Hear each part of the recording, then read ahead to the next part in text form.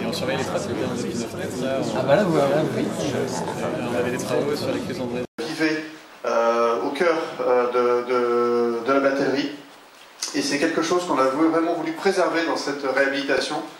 Il s'agissait évidemment d'en faire un bâtiment moderne pour accueillir nos agents dans les meilleures conditions de travail possibles, mais il s'agissait également de respecter ce patrimoine et cette histoire, et c'est ce qu'on va vous raconter ce matin. Voilà, donc on est particulièrement fiers de vous montrer cette opération qui a été menée par les équipes de la direction territoriale du bassin de Seine-Loire-Aval, en maîtrise d'ouvrage, avec évidemment un accompagnement d'une maîtrise d'œuvre qualifiée et d'un certain nombre d'entreprises. Et donc, Vianney Boeuf, je suis chef de l'unité territoriale, et donc je dis un tout petit mot en volant la vedette pour dire voilà, toute la fierté de l'unité territoriale d'emménager sur le site de Conflans-Sainte-Honorine, à la fois parce que c'est chargé d'histoire et à la fois parce que vous pouvez vous en convaincre en un seul coup d'œil, c'est des bureaux quand même très agréables. L'unité territoriale est chargée de l'exploitation, de la maintenance, des travaux, des petits travaux, et après les grands travaux sont pris par d'autres, sur la Seine à l'aval de Paris, donc de la sortie de Paris jusqu'à Rouen, et quelques centaines de mètres d'Oise dans la partie yvelinoise. Voilà. Et ensuite on prend le relais avec une autre unité territoriale d'itinéraire. Poste de commande centralisé pour la gestion à distance des écluses et des barrages. Alors qu'est-ce que ça veut dire? Aujourd'hui sur la Seine-Aval on tourne en H24 tout au long de l'année, il y a 5 jours de fermeture en tout et pour tout dans l'année. Et ça nécessite des équipes d'éclusiers qui se relaient à poste, avec un poste à chaque écluse. Et aujourd'hui, avec les moyens de technologie moderne, avec le haut débit, etc., on a la capacité de se regrouper. Ça va dans un sens de performance de l'action publique, ça va aussi dans un sens aussi d'augmentation du service, puisque sur l'Oise, ça nous permettra à terme d'ouvrir la nuit, alors qu'aujourd'hui on est en H14 sur l'Oise. Et donc, il faut imaginer encore ce site qui va évoluer avec demain un poste de téléconduite avec des différents pupitres et des agents qui auront la supervision des sas et des bateaux à distance avec toutes les communications qui sont relayées ici. La capitale française de la batellerie, un haut lieu du transport fluvial en France et plus particulièrement en Ile-de-France. Et donc je suis vraiment ravi de vous accueillir pour cette inauguration.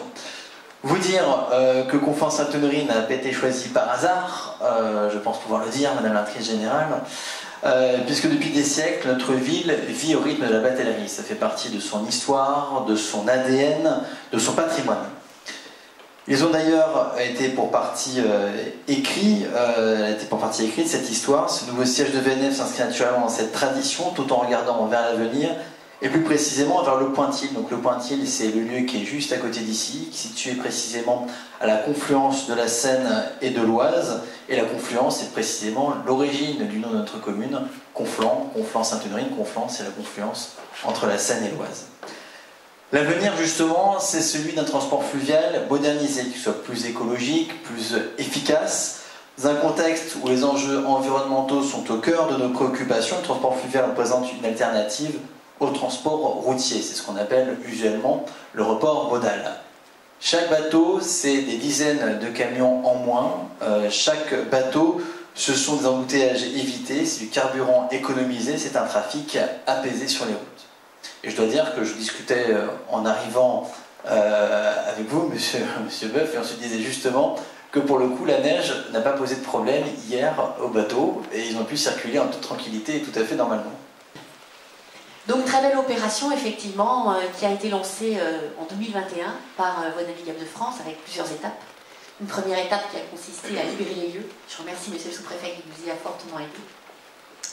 Mais aussi bien sûr des étapes de travaux successifs, travaux pour lesquels nous avons utilisé le plus possible la voie d'eau pour justement l'acheminement des matériaux.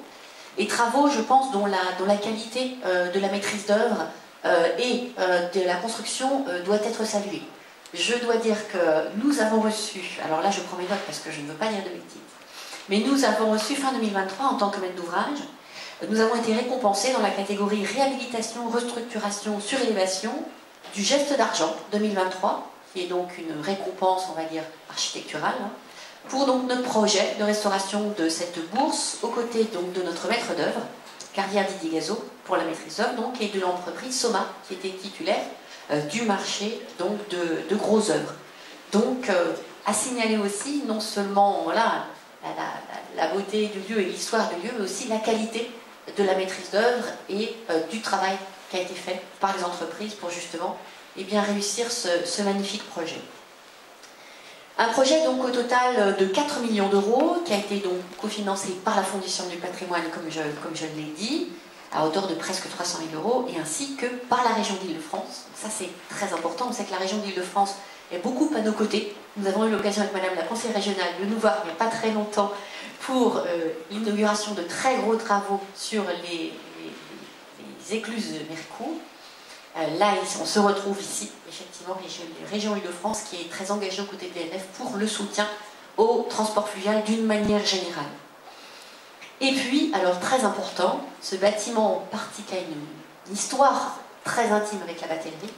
Notre mission mécénat a cherché à ouvrir le financement de ce projet aux mécènes, et nous avons trouvé des mécènes, nombreux parmi les gens qui sont attachés naturellement à la voie d'eau, et en particulier par des bateliers, et en particulier par l'entreprise donc Neptunia, alors j'ai toujours l'ancien mot en tête, par l'entreprise Neptunia, et je salue ici très sincèrement la présence de M. Emmanuel Marin, qui est donc le directeur général de cette entreprise, parce que ça a été notre principal donateur, près de 10 000 euros, et également parce que je m'apprête à signer, là, dans les minutes à venir, une convention de donation, puisqu'au-delà de la donation en numéraire, il y a aussi une donation symbolique extrêmement importante d'un macaron qui va, voilà, je veux dire, parfaire le caractère fluvial de cette macaron. Voilà, ce qui va contribuer à notre culture générale, parce qu'on ne savait pas tous ce que c'était qu'un macaron avant aujourd'hui. Et donc merci beaucoup à la société AS Énergie.